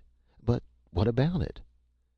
"And that was the same day that the hens laid the first golden egg, too, wasn't it?" Peterson asked. "Why, it sure was, Doc," Barney chimed in. "I remember, 'cause Miss Thompson was so mad that the milk was bad and the eggs went wrong, both in the same day. That's what we know. Now listen to this, Johnny," the scientist continued. "During the night of May 8th, we fired an entirely new kind of test shot on the range. I can't tell you what it was, only to say that it was a special atomic device that even we didn't know too much about. That's why we fired it from a cave in the side of a hill down there. Since then, our people have been working on the pretty good assumption that something happened to that cow and those chickens not too long before they started giving the eggnog ingredients. Someone remembered the experimental test shot, checked the date, and then went out and had a look at the cave.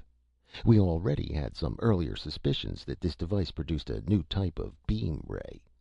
We took sightings from the cave, found them to be in direct, unbroken line with the Circle T.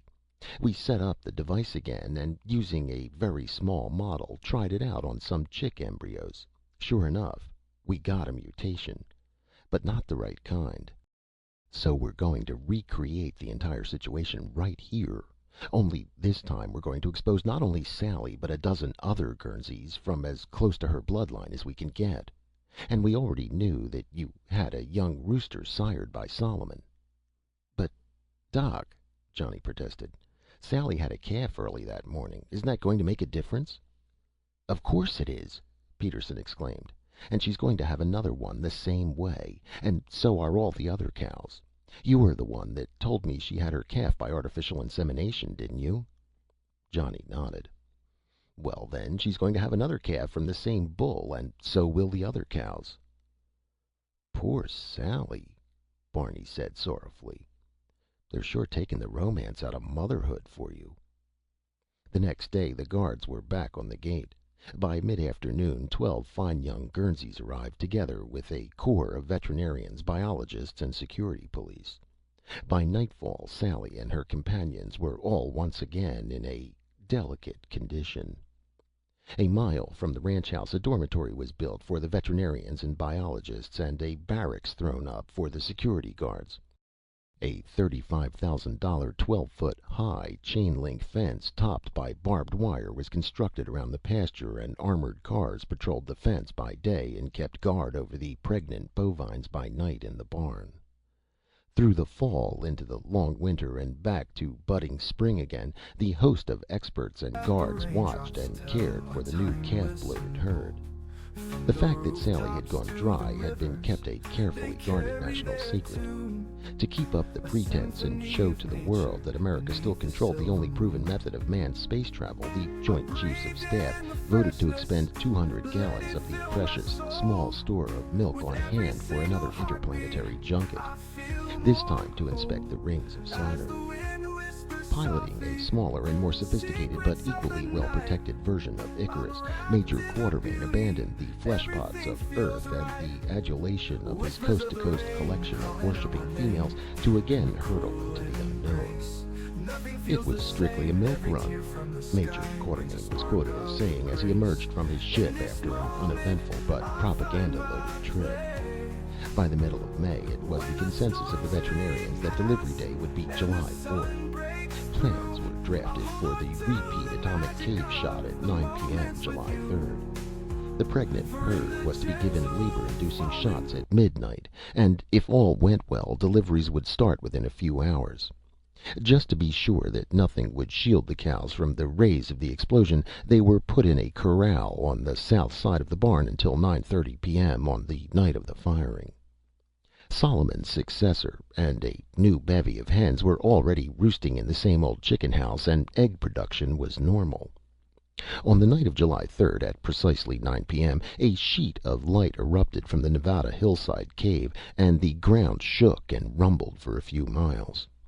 It wasn't a powerful blast, nor had been the original shot.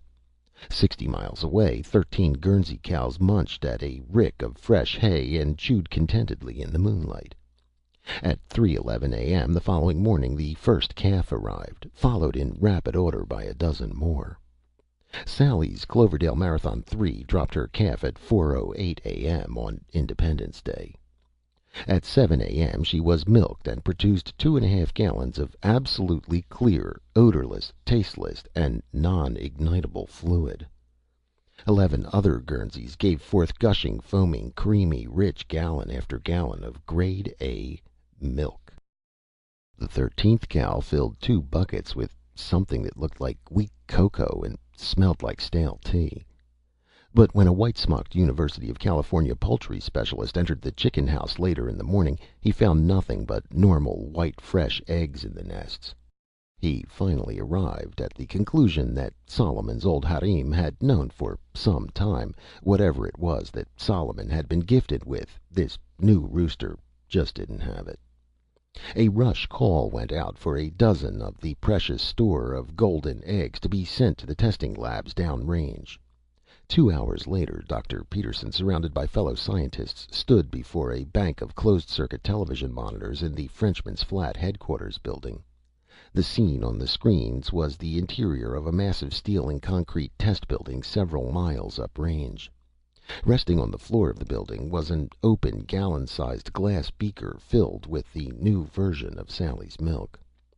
Poised directly above the opened beaker was a funnel-shaped vessel containing the contents of 1 golden egg. Dr. Peterson reached for a small lever. By remote control, the lever would gradually open the bottom of the funnel.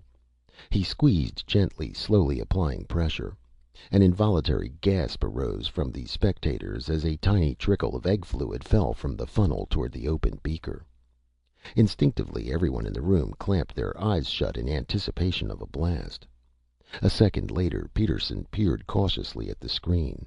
The beaker of milk had just turned a cloudy pale blue. It neither fizzed nor exploded. It just sat. He levered another drop from the funnel.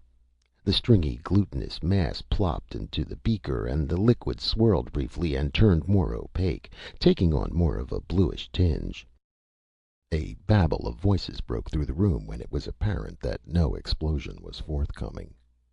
Peterson slumped into a nearby chair and stared at the screen. "Now what?" he moaned. The what developed 12 hectic hours later, after time lost initially in shaking, bouncing, and beaming the new substance on the outside chance it might develop a latent tendency towards demolition. Satisfied that whatever it was in the beaker wasn't explosive, the liquid was quickly poured off into 16 small half-pint beakers and speeded to as many different laboratories for possible analysis. "What about the other stuff?" Peterson was asked, referring to the brownish milk subsequently identified as coming from a dainty young cow known as Melody Buttercup Greenbrier 4. "One thing at a time," Peterson replied. "Let's find out what we have here before we get involved in the second problem." At 9 p.m. that night, Peterson was called to the radiation labs. He was met at the door by a glazed-eyed physicist who led him back to his office. He motioned Peterson to a seat and then handed him a sheaf of photographic papers and other charts. Each of the photo sheets had a clear white outline of a test beaker surrounded by a solid field of black. 2 of the papers were all white. "I don't believe it, Floyd," the physicist said, running his hands through his hair. "I've seen it. I've done it. I've tested it. Proven it. And I still don't believe it." Peterson rifled the sheaf of papers and waited expectantly. "You don't believe what, Fred?" he asked. The physicist leaned over and tapped the papers in Peterson's hands. We've subjected that crazy stuff to every source and kind of high and low radiation we can produce here, and that means just about everything short of triggering an H device on it. We fired alphas, gammas, betas, the works, in wide dispersion, concentrated beams, and just plain exposure. Not so much as one neutron of any of them went beyond the glass surrounding that forsaken slop. They curved around it, Floyd. They curved around it. The physicist leaned his head on the desk. Nothing should react like that, he sobbed. He struggled for composure as Peterson stared dazedly at the test sheets. That's not the whole story, the physicist continued. He walked to Peterson's side and extracted the two all-white sheets. This, he said brokenly, represents a sheet of photographic paper dipped in that crud and then allowed to dry before being bombarded with radiation. And this, he waved at the other sheet, is a piece of photo paper in the center of a panel protected by another sheet of ordinary typing paper coated with that stuff. Peterson looked up at him. A radiation-proof liquid? He said in awed tones. The other man nodded dumbly. 8 years of university, the physicist whispered to himself. 6 years in summer schools, 4 fellowships, 10 years in research, all shot to hell, he screamed, by a stinking hay-burning cow. Peterson patted him gently on the shoulder. It's all right, Fred. Don't take it so hard. It could be worse. How? He asked hollowly. Have this stuff milked from a kangaroo? Back in his office, Peterson waved off a dozen calls while he gave orders for fresh quantities of the blue milk to be rushed to the Aragon laboratories for further radiation tests and confirmation of the Nevada results. He ordered a test set up from the brown fluid for the following morning, and then took a call from the AEC commissioner. Yes, John, he said. We've got something. Operation Milkmaid was in full swing. The following morning, observers again clustered about the monitoring room as Peterson prepared to duplicate the tests, using a sample of Melody's brownish milk. There was the same involuntary remote cringing as the first drop of egg fell toward the beaker, but this time Peterson forced himself to watch. Again the gentle plop was heard through the amplifiers, and nothing more. A similar cloud spread through the already murky fluid, and when the entire contents of one egg had been added, the beaker took on a solid brown and totally opaque appearance. The scientists watched the glass container for several minutes, anticipating another possible delayed blast. When nothing occurred, Peterson nodded to an assistant at an adjoining console. The aide worked a series of levers, and a remotely controlled mechanical arm came into view on the screen. The claw of the arm descended over the beaker, and clasping it gently, bounced it lightly on the cement bunker floor. The only sound was the muffled thunk of the glass container against the concrete. The assistant wiggled his controls gently, and the beaker jiggled back and forth a few inches off the floor. Peterson, who had been watching closely, called out, "Do that again." The operator jostled the controls. "Look at that!" Peterson exclaimed. "That stuff's hardened." A quick movement confirmed this, and then Peterson ordered the beaker raised 5 feet from the floor and slowly tipped. Over the container went as the claw rotated in its socket. The glass had turned almost 180 degrees toward the floor when the entire mass of solidified glob slid out. The watchers caught their breath as it fell to the hard floor. The glob hit the floor, bounced up a couple of inches, fell back, bounced again, and then quivered to a stop. What was soon to be known as Melody's mighty material had been born. The testing started, but there was a difference. By the time the brown chunk had been removed from the bunker, it had solidified to the point that nothing would break or cut it. The surface yielded slightly to the heaviest cutting edge of a power saw, and then sprang back, unmarked. A diamond drill spun ineffectually. So the entire block started making the rounds of the various labs. It was with downright jubilation that radiation labs reported no properties of resistance for the stuff. One after the other, the test proved nothing, until the Physical Properties Unit came up with an idea. "You can't cut it, break it, or tear it," the technician told Peterson as he hefted the chunk of lightweight enigma. "You can't burn it, shoot holes in it, or so much as mark the surface with any known acid. This stuff's tougher than steel and about 50 times lighter." "Okay," Peterson asked. "So what good is it?" "You can mold it when you mix it," the technician said significantly. "Hey, you're right!" Peterson jumped up excitedly. "Why, a spacer cast out of this stuff and coated with Sally's paint would be light enough and shielded enough to work on regular missile fuels." Working under crash priorities, the nation's 3 leading plastics plants turned out 3 lightweight molded one-man space vehicles from the government-supplied Melodies mix. A double coating of Sally's paint then covered the hulls, and a single-stage liquid fuel rocket engine was hooked to the less than 1-ton engineless hull. 28 days after the milk first appeared, on a warm August evening, the first vehicle stood on the pads at Cape Canaveral, illuminated by towers of lights. Fuel crews had finished loading the tanks, which would be jettisoned along with the engine at burnout. Inside the rocket, Major Quartermain lounged uncomfortably and cramped in the takeoff sling for a short but telling trip through the Van Allen radiation fields and back to Earth. The takeoff sling rested inside an escape capsule, since the use of the chemical fuel brought back many of the old uncertainties of launchings. On the return trip, Quartermain would eject at 60,000 feet and pull the capsule's huge parachute for a slow drop to the surface of the Atlantic, where a recovery fleet was standing by. The light rocket hull would pop a separate chute and also drift down for recovery and analysis. Inside the ship, Quartermain sniffed the air and curled his nose. "Let's get this thing on the road." He spoke into his throat mike. "Some of that Florida air must have seeped in here."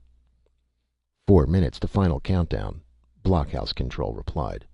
"Turn on your blowers for a second." Outside the ship, the fuel crews cleared their equipment away from the pad. The same ripe, heavy odor hung in the warm night air. At 8:02 p.m., 28 days after the new milks made their first appearance, Major Quartermain blasted off in a perfect launching. At 8:03 p.m., the 2 other Melody mix hulls, standing on nearby pads, began to melt. At 8:04 p.m., the still roaring engine fell from the back end of Quartermain's rocket in a flaming arc back towards Earth. 15 seconds later, he hurtled his escape capsule out of the collapsing rocket hull. The parachute opened and the daring astronaut drifted towards the sea. Simultaneously, in a dozen labs around the nation, blocks and molds of Melody's mix, made from that first batch of milk, collapsed into piles of putrid goo. Every day thereafter, newer blocks of the mix reached the 28-day limit and similarly broke down into malodorous blobs. It was a month before the stinking, gooey mess that flowed over the launching pads at the Cape was cleaned up by crews wearing respirators and filter masks. It took considerably longer to get the nation's 3 top plastics firms back in operation, as the fetid flow of unfinished rocket parts wrecked machinery and drove personnel from the area. The glob that had been Quartermain's vehicle fell slowly back to Earth, disintegrating every minute until it reached the consistency of thin gruel. At this point, it was caught by a jet airstream and carried in a miasmic cloud halfway around the world until it finally floated down to coat the Russian city of Irkutsk in a veil of vile odor. The United States disclaimed any knowledge of the cloud. Las Vegas, Nevada, May 8th, AP. The Atomic Energy Commission today announced it has squeezed the last drop from Operation Milkmaid. After a year of futile experimentation, has failed to get anything more than good grade A milk from the world's 2 most famous cows, the AEC says it has closed down its field laboratory at the Circle T Ranch. Dr. Floyd Peterson, who has been in charge of the attempt to again reproduce Sally's milk, told newsmen that the famed Guernsey and her stablemate Melody no longer gave exotic and unidentifiable liquids that sent man zooming briefly to the stars. "For a while it looked like we had it in the bag," Peterson said. "You might say now, though, that the tests have been an utter failure. Meanwhile, in Washington, AEC Commissioner